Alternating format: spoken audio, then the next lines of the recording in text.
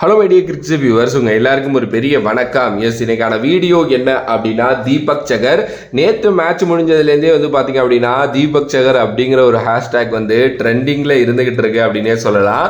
ஏன்னா எல்லாரும் தீபக் சகரை வாங்குன்னு வாங்கிக்கிட்டு இருக்காங்க. ஐயோ உனக்கு என்னதாயா ஆச்சு, ஏயா அப்படி பண்ணுறீங்க, 14 கோடி ரூபா கொடுத்து உன்னை எடுத்து வச்சிருக்கோமே, தயவு செஞ்சு நல்லா விளையாடியா அப்படிங்கிற மாதிரி எல்லாரும் சொல்கிறாங்க. இன்னும் ஒரு சில பேர் தீபக் சகரை ட்ராப் பண்ணிட்டு அண்ட் ஆப்வியஸ்லி ஆடணும் அப்படின்னு சொல்றாங்க. ஈவன் தோ பெரிய பெரிய பிளேயர்ஸ் லைக் பத்ரிநாத் முதற்கொண்டு இவங்கெல்லாம் கூட அதான் சொல்றாங்க, தீபக் சகருக்கு நிறைய சான்சஸ் கொடுத்தாச்சு போதும் அப்படின்னு சொல்றாங்க. எஸ், தீபக் சகர் பொறுத்த வரைக்கும் பாத்தீங்க அப்படின்னா அவர் இப்ப கொஞ்சம் டல்லான ஃபேஸ்ல இருக்காருங்க, அதுதான் உண்மை.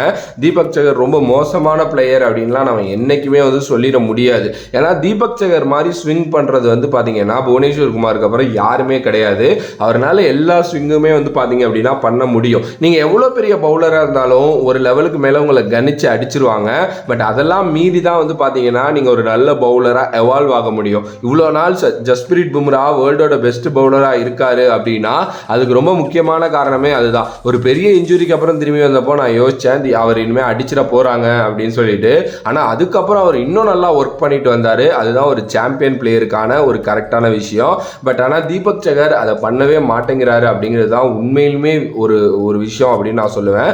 ஏன்னா ரொம்ப ரொம்ப ரொம்ப ரொம்ப ஒஸ்டா வர போயிட்டு இருக்காரு அப்படின்னு கேட்டா டெஃபினெட்லி போயிட்டு தான் இருக்காரு. இப்போ 2024 4 மேட்ச்ல பாத்தீங்க அப்படின்னா அவர் டோட்டலா எவ்வளவு ரன் தெரியுமா கொடுத்திருக்காரு? 139 ரன் பாத்தீங்க அப்படின்னா கொடுத்திருக்காரு. 15 ஓவர் பாத்தீங்கன்னா அதுக்குள்ள போட்டாரு. 23ல 34 ஓவர் போட்டு 297 தான் கொடுத்தாரு. எஸ், இந்த வருஷம் பாத்தீங்கன்னா விக்கெட்டுமே ஒரு 4 தான் பாத்தீங்கன்னா எடுத்திருக்காரு. எக்கனாமி ஆல்மோஸ்ட் 10ல பாத்தீங்கன்னா இருக்கு. இந்த 2016 அதுக்கப்புறம் 2018 2019 2020 இந்த காலகட்டத்தில எல்லாம் அவரோட எக்கனாமி 7ல தான் இருந்துச்சு. பட் இப்போ வர இந்த ஒரு பழமொழி சொல்லுவாங்க, வர மாமியா கழுத போல ஆனாலாம் அப்படின்னு சொல்லிட்டு அந்த லெவலுக்கு பாத்தீங்க அப்படின்னா போயிட்டு இருக்காரு. அதுவும் 4 மேட்ச்ல 139 ரன் கொடுத்திருக்காரு அப்படின்னா இதெல்லாம் ஒரு பெரிய கன்சர்ன் அப்படின்னு தான் நான் சொல்லுவேன். அதுக்காக தீபக் சகரை டிராப் பண்ணணுமா? தீபக் சகரை டிராப் பண்ணிட்டு வேற ஒரு பிளேயர், அது யாரா இருந்தாலும் சரி, இப்போ ஒரு முகேஷோ இல்லை ஒரு ஷர்த்துலேயே எடுத்துகிட்டு வரணும் அப்படின்னு நீங்கள் என்கிட்ட கேட்டிங்கன்னா நான் அதை பெருசாக அக்செப்ட் பண்ண மாட்டேன். தீபக் சகருக்கு ஒரு லாங் ரன் கொடுக்கணும். எஸ், அவர் அடிக்கிறாங்க தான், எல்லாம் பண்ணுறாங்க தான். பட் ஆனால் அவரால் தனியாக கேமை ஜெயிச்சு கொடுக்க முடியும்.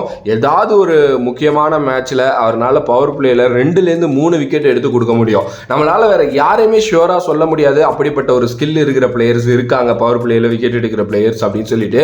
ஏன்னா இந்த T20 எரால இந்த பவர் பிளே அப்படிங்கிறது ரொம்ப முக்கியம். பவர் பிளேயில் நீங்கள் பேட்டிங்கில் நல்லா பண்ணிட்டீங்க அப்படின்னா அந்த கேம் உங்களோட கேம். அதே நேரத்தில் பவுலிங்கில் 2-3 விக்கெட் எடுத்துட்டீங்க பவர் பிளேயில் அப்படின்னா அந்த கேம் உங்களோட கேம் அப்படிங்கிற மாதிரி போயிட்டு இருக்கிறப்போ டெஃபினெட்லி தீபக் சகரை ட்ராப்லாம் பண்ணக்கூடாது. ட்ராப் பண்ணவும் மாட்டாங்க. ஏன்னா தீபக் சகரோட எபிலிட்டிஸ் ரொம்ப நல்லா எல்லாருக்குமே தெரியும். பட் ஸ்டில் தீபக் சகர் உணர்ந்திருப்பாரு, எஸ் நம்ம மேலே ஒரு பெரிய இது வைக்கப்படுது, நம்ம நல்லா பண்ணணும், சின்ன பசங்களாம் நம்மளை அடிக்கிறாங்களே அப்படிங்கிற அந்த ஒரு இது வந்திருக்கும். ஏன்னா லாஸ்ட் இயராக அவர் அடி வாங்கினார். ஆனால் ஒன்ஸ் ஃபார்முக்கு வந்ததுக்கப்புறம் சிஎஸ்கேயோட வெற்றிக்கு ரொம்ப முக்கியமான காரணமா லாஸ்ட் இயர் இருந்தவர் தீபக் சகர் தான். அப்படி நம்ம ஸ்ட்ரெயிட்டாவே தூக்கி அவர் மேல அந்த ப்ரெஷர்லாம் பாத்தீங்கன்னா போட்டுறக்கூடாது, நல்லா விளையாட மாட்டேங்கிறாரு அப்படின்னு சொல்லிட்டு. எஸ், ஆப்வியஸ்லி அவருக்கு இன்னும் சான்சஸ் கொடுக்கணும். அதர்வைஸ் ஒரு மேட்ச் அவரை டிராப் பண்ணிட்டு திருப்பி அவரை எடுத்துட்டு வரணும், அவ்வளவுதான் நான் சொல்லுவேன். எஸ், ஆப்வியஸ்லி தீபக் சகர் மாதிரி அவர் எப்படி சொல்றது, இந்தியாவோட லிஸ்ட்ல இருக்காருங்க. அவரெல்லாம் உள்ள கொண்டு வரணும் அப்படின்னு சொல்லிட்டு. இன்கேஸ் அவருக்கு இன்ஜுரி இல்லைன்னா இன்னும் தொடர்ந்து இந்தியா ஆடிட்டு இருக்க ஒரு பிளேயர் அண்ட் பேட்டிங் லைன் நல்லா பண்ணக்கூடிய ஒரு பிளேயர் அப்படிங்கிறதுனால தீபக் சகர் இருக்கணுங்கிறது தான் என்னோட கருத்து. எஸ், அவரை அடிக்கிறாங்க தான், வருவார், கம்பேக் கொடுப்பாரு, முக்கியமான மேட்சஸ் எல்லாம் நமக்கு ஜெயிச்சு கொடுப்பாருன்னு எனக்கு ஒரு நம்பிக்கை இருக்கு. உங்களோட கருத்து மேபி இதுலேருந்து வேரி படலாம். அப்படி வேரி ஆனிச்சு அப்படின்னா மறக்காம கமெண்ட் பாக்ஸில் கமெண்ட் பண்ணுங்க. If you like the video please like, share and subscribe to நம்மளோட கிரிக்ஸிப் சேனல்.